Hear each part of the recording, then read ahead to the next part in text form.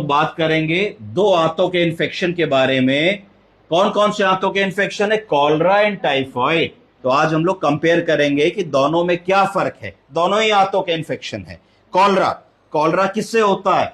Cholera का positive जो pathogen है उसका नाम है विब्रो कॉलरा। विब्रो कॉलरा का अगर इन्फेक्शन होगा तो कॉलरा की बीमारी होगी। जबकि टाइफॉइड किससे होता है? सैल्मोनेला टाइफी नामक ऑर्गेनिज्म से होता है। जो कॉलरा होता है इसका जो समय होता है इंक्यूबेशन पीरियड का, वो 2 घंटे से लेकर के एक आध दिन तक हो सकता है। कि हमने अगर कोई खराब चीज, इन्फेक्टेड चीज जिससे इन्फेक्शन मिला खाया है, ठेले से गंदे पानी का बतासा खाया है, तो 2 घंटे में उल्टी दस्त लग सकते हैं। जबकि टाइफॉइड की जो बीमारी होती है उसको लगने में हफ्ते भर का समय कम से कम लगता है। हफ्ता 10 दिन लगता है टाइफॉइड को अपने शरीर में नुकसान पहुंचाने के लिए। इन्फेक्शन जो होता है वो वाटर एंड फूड से होता है, जो बैक्टीरिया से कंटेमिनेट हो जाता है। लक्षण क्या होते हैं कॉलरा के?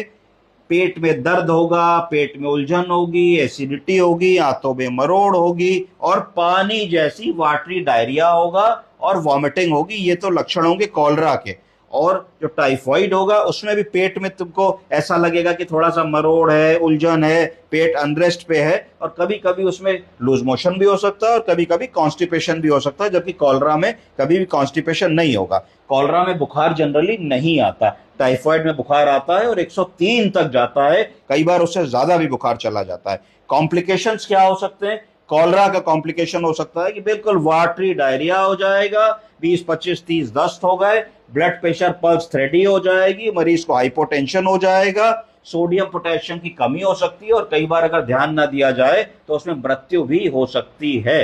तो तुरंत रिहाइड्रेशन करने की आवश्यकता होती है। जबकि टाइफॉइड का कॉम्प्लिकेशन क्या हो सकता है? उसमें आंतों का इन्फेक्शन हो जाता है, आंतों में कई बार छेद हो जाता है, उस छेद को परफोरेशन कहते हैं।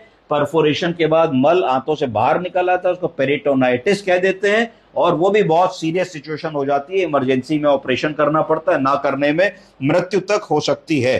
ट्रीटमेंट क्या है? कॉलरा में आपको रिहाइड्रेट करना है। अगर मरीज मुंह से ले पा रहा है तो उसको हम लोगों ने ओआरएस का घोल, नमक का पानी, नींबू डाल के ये सब चीजें देके रिहाइड्रेट करना है, वरना आईवी लाइन तुरंत सिक्योर कर लेनी है और रिहाइड्रेट कर देना। इलेक्ट्रोलाइट को मेंटेन रखना है कि सोडियम पोटेशियम